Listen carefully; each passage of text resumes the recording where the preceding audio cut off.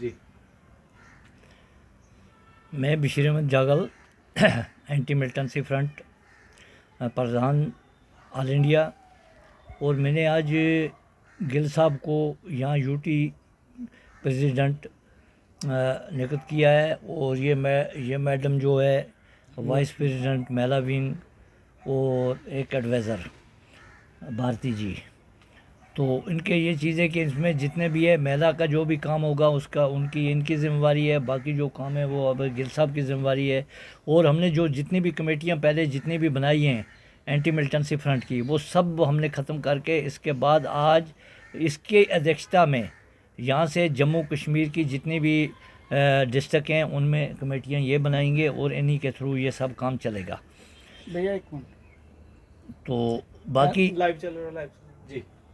تو اس میں یہ چیز ہے کہ ہم نے اس وقت یہ ایک سینئر لیڈر ہیں، سینئر لیڈر کے حساب سے ہم نے ان کو یوٹی پریزیڈنٹ بنانے کے لیے ہم نے بہت کوشش کی. ہم نے کہا کہ آپ یہ آئیں، ان کی جان پہچان سری نگر میں بھی ہے، ان کی جان پہچان ڈوڈا بھدرواہ کشتواڑ وغیرہ جتنے بھی اپنے ہمارے ڈسٹرکٹ ہیں ان میں ہے، اور پولیس ہماری سی آئی ڈی ہماری آئی بی جتنے لوگ ہیں وہ بھی ان کو اچھی طرح جانتے ہیں. تو ہم نے سوچا کہ اس سے بہتر آدمی کوئی اچھا نہیں ہوگا. یہی 3 لوگ جو ہیں ہمارے اس وقت ہیں، باقی جتنی بھی ہے کمیٹی یہ بنائیں گے.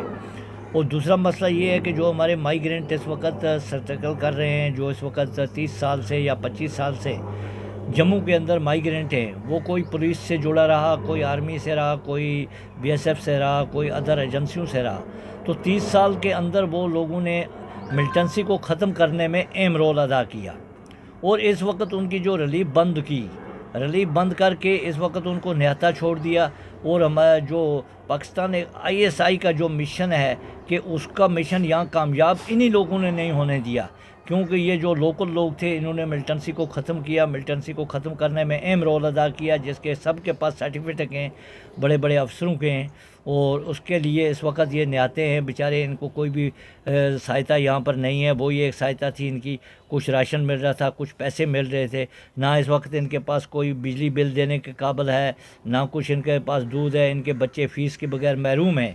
تو ہم ریکویسٹ کرتے ہیں اپنے گورنر صاحب سے کہ وہ ان لوگوں پر نظر ثانی کرے، رحم کرے، ان کو صحیح طریقے ان کو اپنے جتنے بھی پہلے جیسے راشن ان کو مل رہا تھا، پیسے مل رہے تھے، وہ ان کو واگزار کیے جائیں. دوسرا ہے کہ جو یہاں پر ہینڈی کیپ ہے، بیوہ ہے، اولڈ ایج لوگ تھے، ان کی جو پنشنیں ہیں وہ پنشنیں بند رکھی ہوئی ہیں. اگر گورنمنٹ نے ان کو چالو کیا تھا تو گورنمنٹ کا ایک آدیش تھا، اس پر وہ بنی، اور آج وہ ان کو بند کیوں کیا گیا؟ وہ غریب لوگ ہیں، وہ بیچارے کہاں جائیں گے؟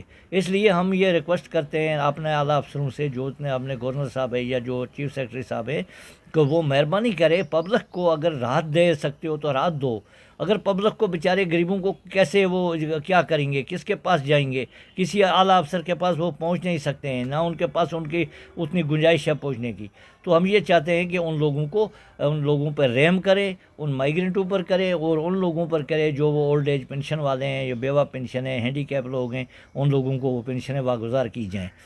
تو باقی جو اس وقت جتنا بھی حالات اس وقت ہیں، حالات وہ نارمل نہیں ہیں. کہنے کے طریقے نارمل بتا رہے ہو، کہنے کے لیے میڈیا میں بھی آتا ہے، سب چیز میں آتا ہے کہ نارمل حالات ہیں. ہمارے لیڈر صاحبان کہتے ہیں. کپوارہ سے ابھی جو ہتھیار پکڑے گئے، اس وقت پکڑے گئے کپوارہ سے، اب 5 دن پہلے جو ہوا. باقی جگہ سے جو کام جو رقص آ رہی ہے، ہمارے بچے برباد ہو رہے ہیں، ہماری نسلیں خراب ہو رہی ہیں اس وقت، وہ کہاں سے آ رہا ہے؟ اس کے پیچھے بھی کوئی ہاتھ ہوگا. اس لیے ہم یہ چاہتے ہیں کہ اگر اس کے ہم سب مل کے، میڈیا، ہماری گورنمنٹ، ہماری ایڈمنسٹریشن جو ہے، ہمارے سنگٹھن جو ہے، یہ ہم سب سنگٹھن جڑ کر اس چیز کو ختم کریں تو یہ ہمارے لیے بہت اچھا ہے. اور تیسرا مدعا یہ ہے کہ جو ہمارے نوجوان بھائی ہیں، پڑھے لکھے نوجوان ہیں، اس وقت وہ نہ مزدوری کے قابل ہیں، نہ وہ کسی کام کے قابل ہیں. اور ان کو اس وقت یا تو 2 ہی چیز ہو، تو بھوک لگتی ہے، انسان چھینتا بھی ہے، چوری بھی کرتا ہے، ہر کام کرتا ہے جب پیٹ کو آگ لگتی ہے. تو اس لیے ان کو ان پہ رحم کیا جائے. ان کو اگر زیادہ نہیں تو 4th کلاس کی نوکریاں ان کو دی جائیں، 4th کلاس میں ان کو لیا جائے، جو کہ اپنے بچوں کو، اپنے آپ کو پالے، اپنے ماں باپ کو پالے.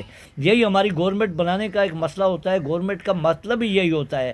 گورنمنٹ پبلک کے لیے ہوتی ہے، پبلک ہوتی ہے تو گورنمنٹ بنتی ہے، ملک ہے تو گورنمنٹ ہم ہیں، ہم نہیں ہیں، ہم ہیں تو ہماری گورنمنٹیں ہیں۔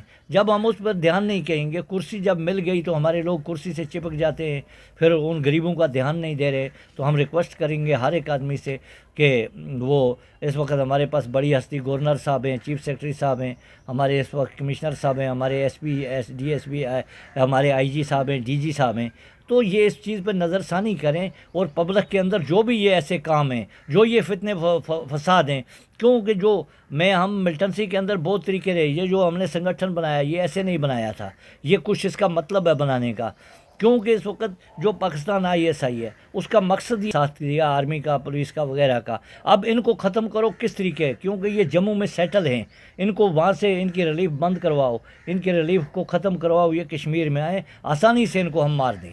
مگر ایک بات ہے، ایسا ہونے نہیں دیں گے ہم لوگ، نہ ایسا ہوگا بھی، گورنمنٹ سے ریکویسٹ کریں گے، حکومت بھی بن جائے گی، مہینے کو بن جائے، جس سے بھی بنتی ہے، کوئی بھی گورنمنٹ بنے گی وہ ہماری بنے گی، ہم اس کو ہمیں کسی کے گورنمنٹ سے، کسی بھی پارٹی سے کوئی بھید بھاؤ نہیں ہے، بی جے پی بنے، کانگریس بنے، کوئی عام آدمی بنے، کوئی اور بنے، ہم تو ایک سوشل ورک کام کر رہے ہیں، پبلک کے لیے کام کر رہے ہیں، اور اس لیے ہمارے پیچھے دشمن بھی بہت زیادہ ہے۔